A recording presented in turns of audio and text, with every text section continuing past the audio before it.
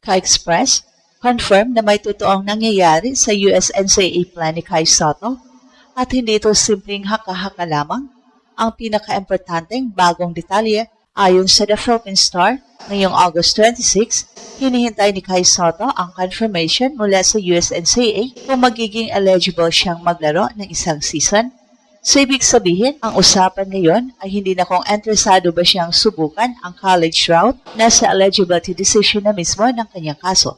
Pero linawin natin agad, hindi pa ito official announcement na committed na si Kai sa isang NCAA Division I school. Wala pang school na official na nagpakilala sa kanya bilang player at wala pang public NCAA ruling na nagsasabing approved na ang kanyang eligibility. Ang confirm ay may pending eligibility process at nag-aantay ng desisyon.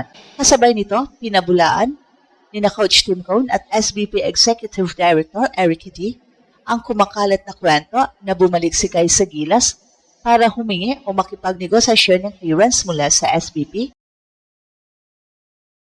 Sinabi ni Coach Tim na wala siyang narinig tungkol dito, habang sinabi ni D na hindi niya alam kung saan nanggaling ang naturang spekulasyon.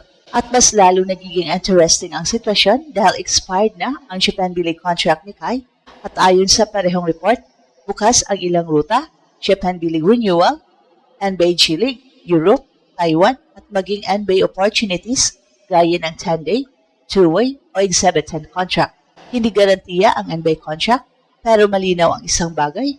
Buhay na buhay ang NBA mission ni Kai at ang NCAA decision ay maaring magbukas ng pinaka-interesting niyang ruta pabalik sa US. Ito na marahil ang pinakamalaking development sa career direction ni Kai ngayong 2026. Ilang buwan nang umiikot ang balita na sinusubukan niyang bumalik sa US at tingnan kung may paraan para makapaglaro sa NCAA Division I. Nitong March, mismong SBP President Ricky Vargas ang nagsabing naniniwala si Kai na may pagkakataon pa siyang habulin ang NBA sa pamamagitan ng college basketball sa US. At nitong June naman, sinabi ni Coach Tim na may usapan tungkol sa posibilidad na mag-NCAA si Kai at kung mangyari yun, maaring mawala siya sa Gilas ng isang buong college season dahil hindi humihinto ang NCAA calendar para sa FIBA windows. So ngayon, mas malinaw na ang picture. Ang bagong report, si Kai ay nag-aantay na ng confirmation mula sa USNCAA tungkol sa kanyang eligibility para makapaglaro ng isang season.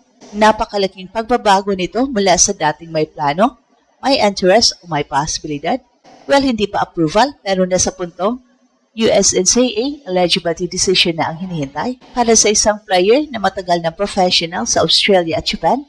Malaking bagay na maabot ang kanyang NCAA possibility sa ganitong stage. At dito, kailangan ding ayusin ang isang kumakalat na kwento sa social media. May spekulasyon na kaya raw bumalik si Kai sa Gilas ay para makakuha ng clearance mula sa SBP para sa NCAA. Pero diretsong itinanggi ito ni Coach Tim. Sinabi niya, hindi niya narinig ang ganong usapan at masaya lamang siyang andyan si Kai para sa napakahalagang FIBA window. At si Erica D naman ng SBP ay nagsabing, hindi niya alam kung saan nanggaling ang rumor. Kaya hindi natin gagawing dahilan ang SBP clearance negotiation dahil mismong dalawang pangunahing tao sa Gilas at SBP ang hindi sumusuporta sa claim na yon. At ang malakas na ebidensya ay ang galaw mismo ni Kai nitong mga nakaraang buwan. Nilaktawan niya ang third window habang inaasikaso ang kanyang path sa US. Pagkatapos, bumalik siya sa Gilas practice ngayong August. At ang One Sports mismo ang nag-post sa X nitong August 18 tungkol sa pagbabalik ni Kai sa national team training, habang si Kai naman ay nag-post na mensahe, "You know what time it is," bilang hudyat ng kanyang comeback. Ang importante ito, sa social media search natin, wala pang verified post mula kay Kai, isang NCAA school o NCAA mismo na nagsasabing approved ng kanyang eligibility, kaya hindi tayo mag-imbento ng confirmation ng wala pa.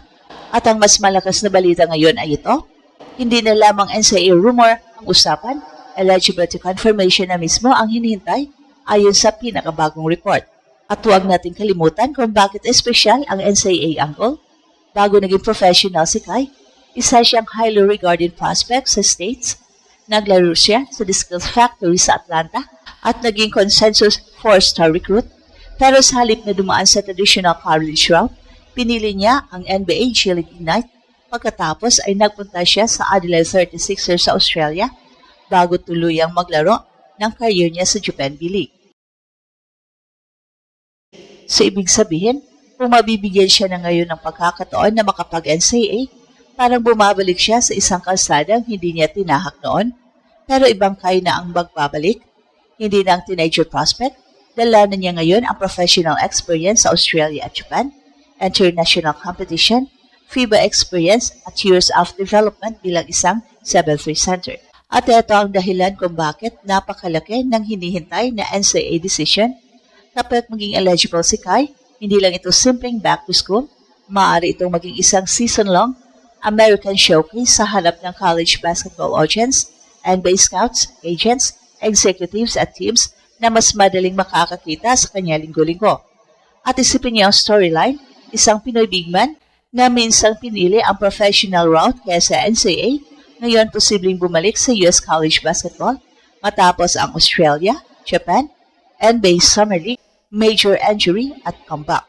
Aprobahan ito, hindi backward step ang NCAA para kay Kai, strategic reset ito para sa NBA trip.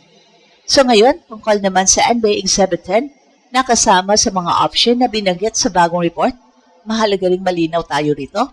Wala pang NBA team na publicly confirmed na nag-offer kay Kai ng Exhibit 10 contract. Ang 10-day, two-way o Exhibit 10 ay inilista bilang mga posibleng NBA routes na maaari niyang tingnan, hindi bilang kontratang nasa kamay na niya. Pero bakit interesting pa rin ang Exhibit 10 angle?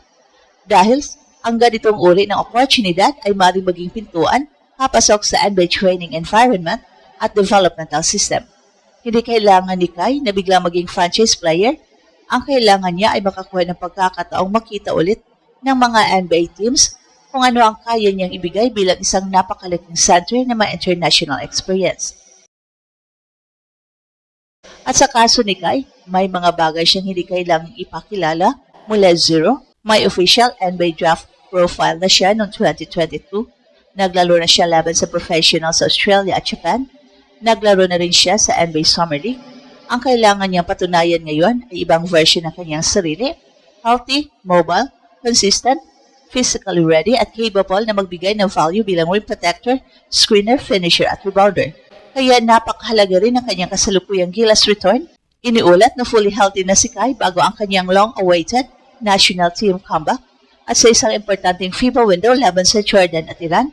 Bawat magandang laro ay maaaring maging dagdag sa recent film ng kanyang comeback story. At dito nagiging fascinating ang timing. Expired ng kanyang Japan B-League contract, kaya wala siyang kasalukuyang long-term club commitment na automatikong nagsasara sa ibang options.